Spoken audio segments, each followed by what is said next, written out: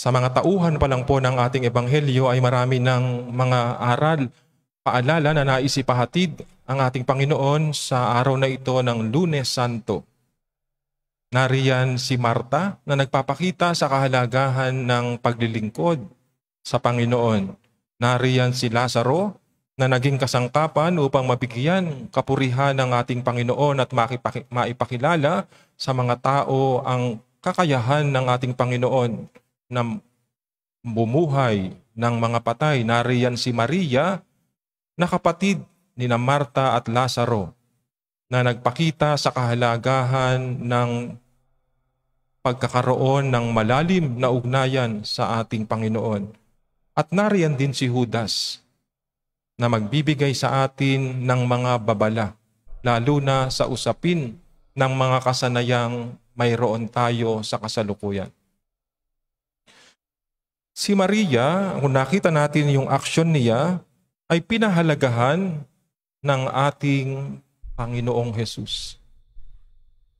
May mga pagkakataon ba sa buhay ninyo na para bang meron sana kayong kailangang gawin na mabuting bagay, subalit ipinagpabukas pa ninyo,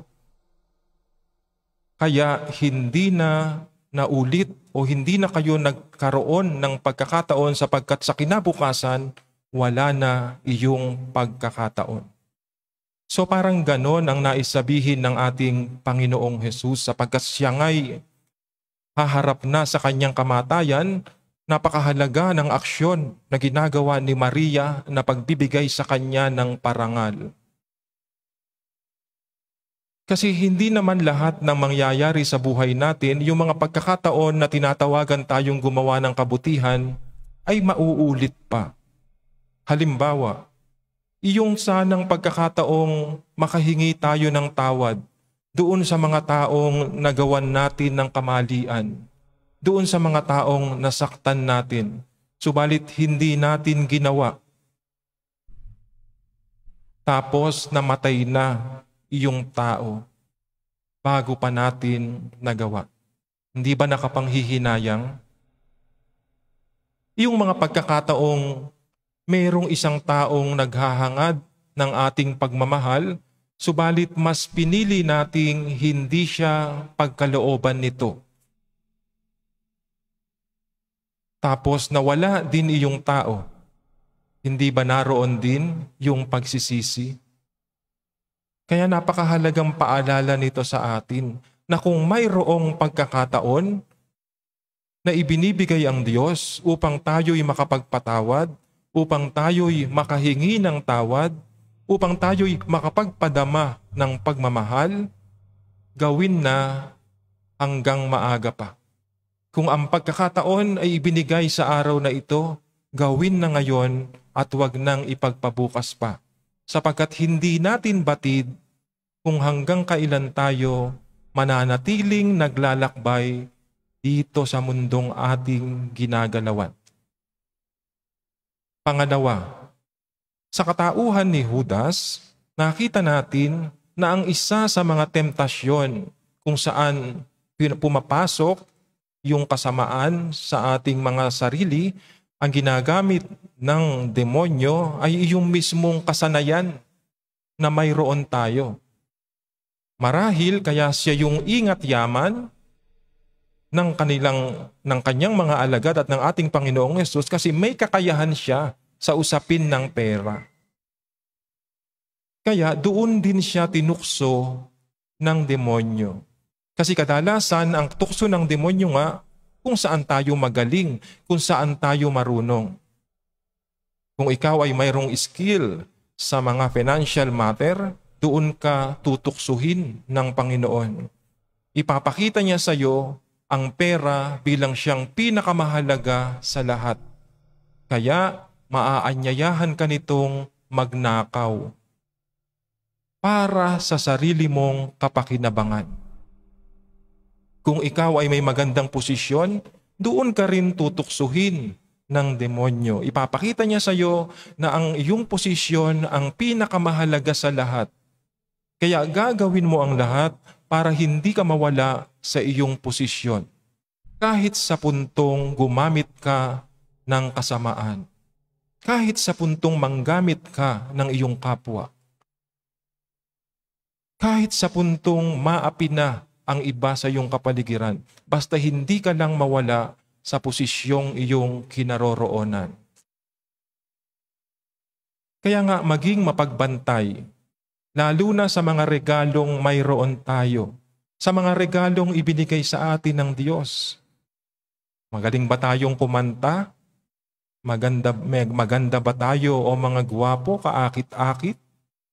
Magaling ba tayong magsalita? Mag-ingat sapagkat yan tayo tutuksuhin ng diablo. Tutuksuhin niya tayo na gamitin ng mga iyan sa ating sariling kapakinabangan. Sa ganon, yung ating paningin ay parang malalagyan ng tabing, katulad ng nangyari kay Judas.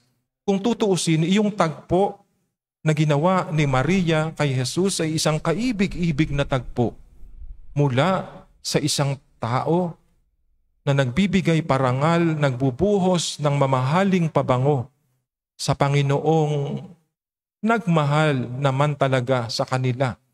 Nagpakita rin ng pagpapahalaga sa kanilang magkakapatid ay isang kaibig-ibig na tagpo. Subalit nakita iyon ni Judas bilang pagwawaldas, no? Yung masamang tagpo, hindi magandang tagpo. Kaya nga nagsabi pa siya, sayang naman yung mamahaling pabango. Kung ibinenta sana, malaki yung kinita. Mga minamahal na kapatid, sa ganyang diwa, mahalagang siyasatin natin ang ating mga puso.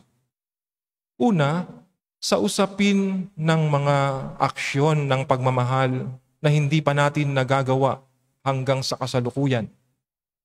Ano-ano kaya ang mga ito na kailangan na nating pagdesisyonang gawin? Baka hindi na uli dumating ang pagkakataon at maging huli na. Pangalawa, ano-ano ang mga regalo o kasanayan na mayroon tayo na maaaring tinutukso tayo ng demonyo na gamitin ito sa ating mga sarili. Kung ano man po ang inyong tugon, sana'y ang Diyos ang palagian nating mabigyan ng pagpapahalaga sa lahat ng bagay na ating gagawin at paplanuhin. Sapagkat sa huli, ang Diyos lang naman talaga ang tunay nating makakapitan. Hindi ang material na bagay, hindi ang posisyon o ano paman, tanging ang Diyos ang may tangan ng kawalang hanggan. Tanging siya ang may tangan ng tunay na katugunan sa anumang katanungan mayroon tayo sa kasalukuyan. Tanging siya ang makapagbibigay solusyon sa anumang suliranin mayroon tayo sa kasalukuyan. Sa ganyang diwa, patuloy nawa tayong maging mulat na ang ating Diyos sa kabila ng ating pagkakasala ay hindi nagsasawang magpala sapagkat tayo'y mahalaga sa Kanya, sapagkat tayo'y minamahal niya upang sa tulong ng Kanyang biyaya tayo'y makapagpunyaging makaisa siya hanggang kamatayan.